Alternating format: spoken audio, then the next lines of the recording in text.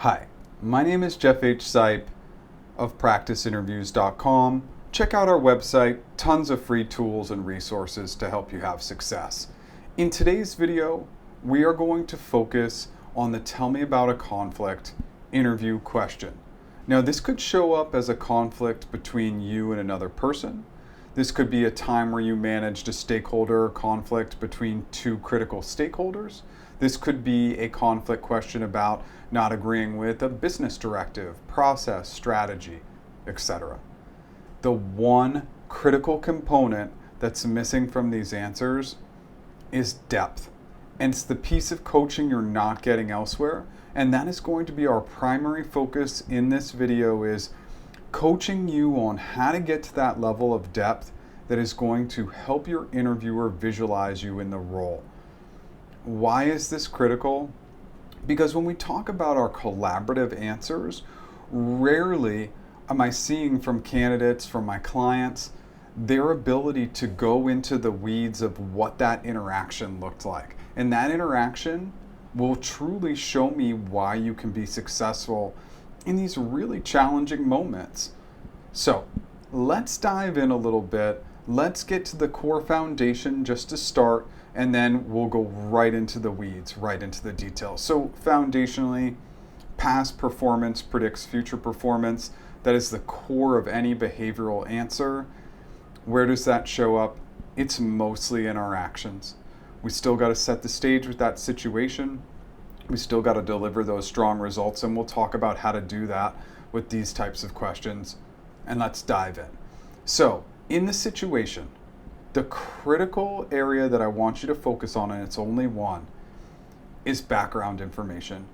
For conflicts, we typically want to set a stage of why this was happening and go into all the historical data. It's not important. Just set the tone, set the stage of the conflict, and then get right into the actions. So, when we talk about depth in the actions, let's talk through these items from beginning, middle, to end. So typically the first action that we're talking about is we're just going right into that meeting, whether it was face-to-face or via video. Let's talk about the actions you took beforehand. Like, how did you actually set this up to have success? Did you take a proactive approach? Did you take a positive approach? Before the meeting, were you setting ground rules? Before the meeting, were you setting a personal strategy for yourself to go in with listening and empathy? Did you have a strategy to go in with specific types of questions? Were they all open-ended questions? If they were open-ended questions, what were the specific questions you were going to ask? Then, the actual meeting. Once we get into this meeting to resolve the conflict, again, whether it's us having that direct conflict or trying to overcome the conflict of others or a business directive, I want to know what you actually did. Create that visual. Did you hop up to the whiteboard to outline the pros and cons? Did you just specifically start by listening, by questioning? How did you outline those pros and cons? How did you find that middle ground? And how did you start to remove the barriers that had created the conflict in the first place? I really need to see and understand the depth. And if you used any visual tools, explain and describe them to me. If you didn't use visual tools, explain the depth of the questioning, the listening, the empathy, etc. And then the last component. Rarely do we just walk into those meetings, we figure it all out, and it's all flowers and cupcakes and all that good stuff, right? Typically we need a plan. And that plan might be a 1-day plan, a 1-week plan, a 2-quarter plan. But what were these specific steps you outlined to really truly get past the conflict? Because it's not just about the meeting, but it's taking the actions after the meeting. And that piece and component is oftentimes missed too. So create that visual. Tell me a little bit more about the schedule you set and how you went about it. The last piece of depth that's missing is the results. We often finish with, and the relationship between Jane and I was great and we move forward. Okay, absolutely. That's the first result. I want to know that the relationship that you had, the relationship that you fixed, the business directive, whatever, I want to know that that had a positive result. But then there's the next step.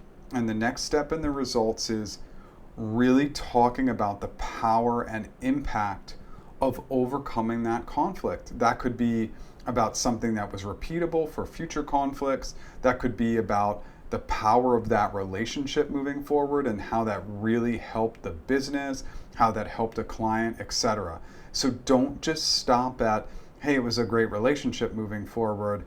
Get into a couple of additional levels of depth in the results. It is going to be tremendously impactful and help me understand not only that you can go in, give the visual of what you did, but talk about the results and the power of those results by setting a simple situation to begin with. I know that this seems really basic, but on our and in our collaborative answers, quite often I'm not getting the visual from my clients in terms of how they really deal with relationships. And just keeping it fluffy high level is not going to give your interviewer a great visual for how you deal with a critical aspect of any job, and that's conflict resolution. I really hope this short video helps. Think depth always in your behavioral answers, but in this one, absolutely get into the weeds, and get into the weeds on some items that just feel like maybe they're not necessary. It's going to create that visual that's going to help you have success. I really hope this helps. Thanks.